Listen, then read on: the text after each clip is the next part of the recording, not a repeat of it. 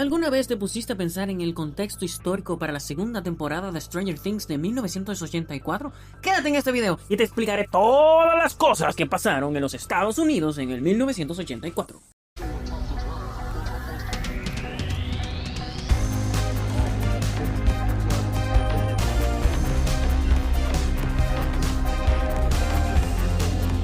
Que nada y antes que todo, establezcamos el contexto político de los Estados Unidos en 1984.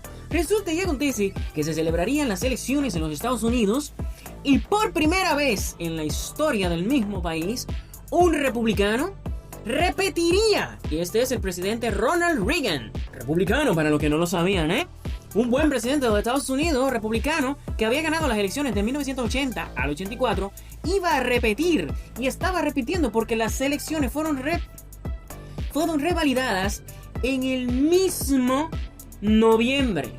Literalmente, a un mes antes de la Navidad, se celebraría en los Estados Unidos en 1984 las elecciones, donde el presidente Reagan ya tenía, en aquel entonces, un amplio margen para ganar.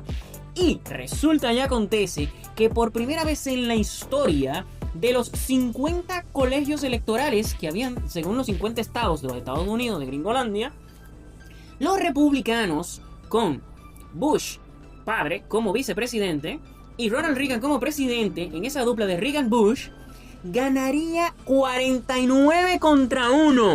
Para que cuando sus padres y algunos mentecatos le vengan a decir que los republicanos nunca han sido mayoría, que los republicanos nunca han ganado de calle, que los republicanos esto y aquello, díganle que busquen las elecciones de 1980 a 1984. El presidente Ronald Reagan ganaría en las 13 colonias, ganaría en Nueva York, que es un estado demócrata declarado, pero en aquel entonces era requete republicano. Este era el contexto político. El expresidente Ronald Reagan se estaba candidateando, iba a repetir y se veía como amplio margen para ganar en los Estados Unidos el candidato republicano. Del otro lado, en el lado demócrata, pues no había un candidato tan famoso, un tal Mondale y un tal Ferraro. Sabrá Dios quiénes eran estos señores de aquel entonces. Eran Walter Mondale, del demócrata, que recibió un total de 37,000 votos. Apenas votos. Y Ronald Reagan de los republicanos. En aquel entonces los Estados Unidos contaba con alrededor de 100 millones de votantes registrados disponibles para votar. Este es el contexto político que se vivía en los Estados Unidos. A nivel de los republicanos, llevaban la frente en alto más alta que nunca. Ahora bien, en el apartado no tan importante en ese sentido, pero sí más importante al nivel social, que impactaría al mundo, es la música pop de 1984. Se comería con yuca, batata y pipiota a todos los éxitos que jamás existiría del rock y del metal, o del comienzo del metal. Literalmente son los 100 canciones más increíbles que se pegaron en 1984.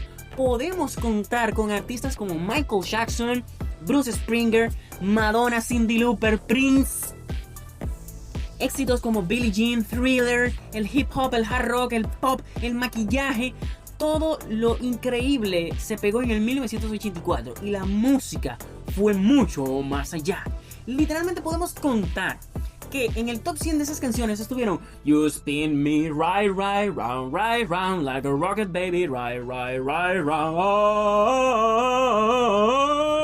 No puedo cantar más de allá porque no tengo una buena voz y también tampoco puedo poner la canción por problemas de copyright. Es una canción buenísima de You Spin Me Right Round de Dead or Alive. Una canción que para los que siguen a Paul Rudd han visto esa imitación con Jimmy Fallon buenísima, el cual hasta cierto punto supera la versión original. En ese mismo año tendríamos canciones de Tear for Fears, una agrupación buenísima, una canción llamada Mother's Talk, llamado al activismo por la tierra, por todas las cosas que estaban pasando. Depeche Mode, una banda que en los 90 ya se cimentaría como la mejor de lo que es el New Wave, pero en aquel entonces, en los 80, habían sacado canciones increíbles, y en este año habían sacado la canción People Are People, So How Should It Be, una canción buenísima, junto con los Pet Shop Boys, de los clásicos del New Wave de la época. Parte de esto tendríamos a Bon Jovi, John Bon Jovi, el inmortal. Tendríamos a Mick Jagger, en una agrupación con los Jacksons, es decir, los Jackson 5, literalmente, cosas que jamás volvieron a pasar. Veríamos canciones increíbles como Bruce Springsteen, que de por sí tenía una voz increíble. Estaba Steve Perry, que tenía una de las mejores voces de la época, junto con el mítico y legendario Lionel Richie.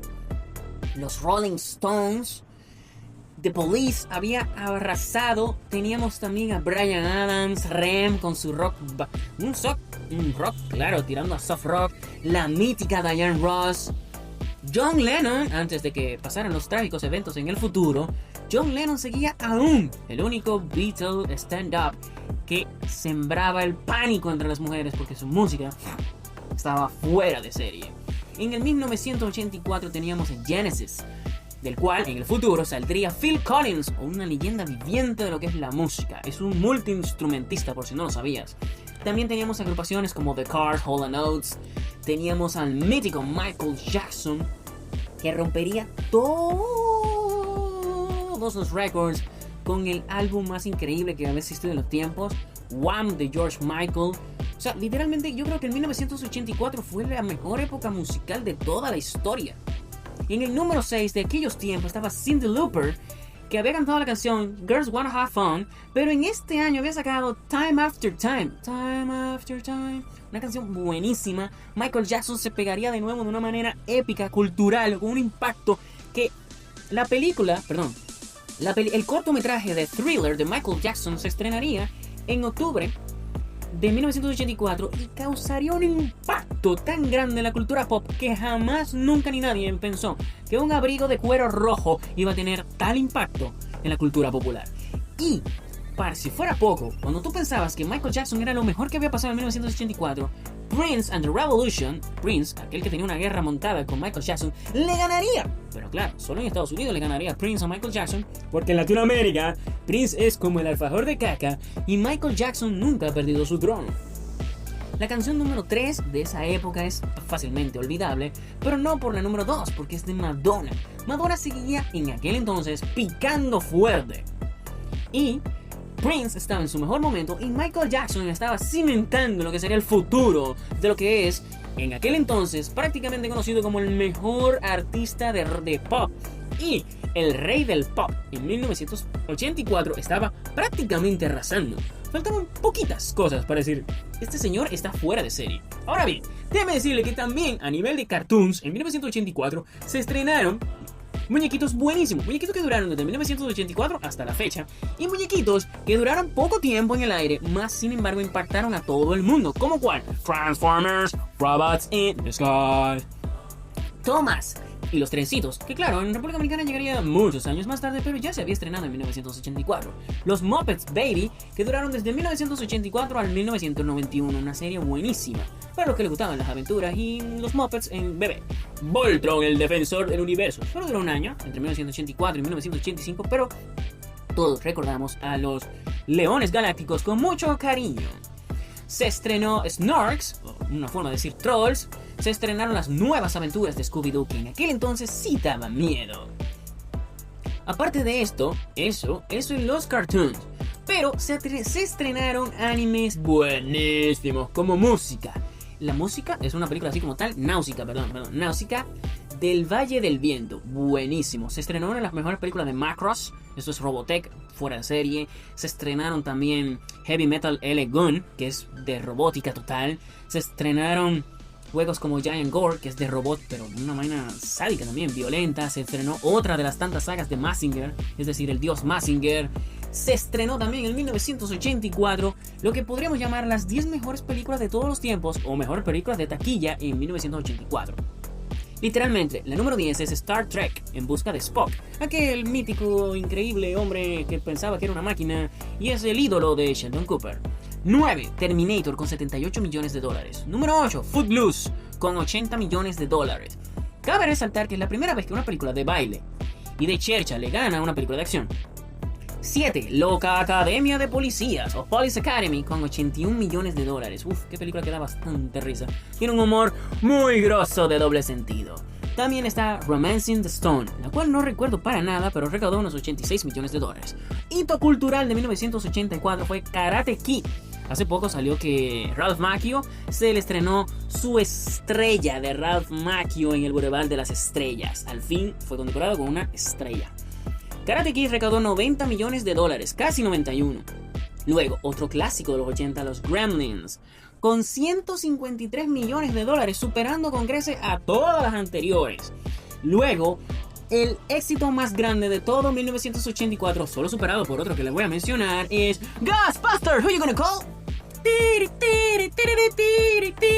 Who You Gonna Call? Los Cazafantasmas, para recaudar $295 millones en la época. Literalmente vimos cómo los Ghostbusters, como los chicos, el club de perdedores, se disfraza de Ghostbusters, porque no solo era la película de moda, sino que eran los frikis que estaban de moda. Luego, en el número opuesto, número 2, increíblemente, Los Policías de Beverly Hills. Es una chercha total. No hay nada de humor negro, pero sí hay mucha chercha. Y por supuesto no podía faltar una película del legendario Steven Spielberg, Indiana Jones, con $333 millones, fuera de serie. Esto es, amigos y amigas, el contexto histórico de 1984.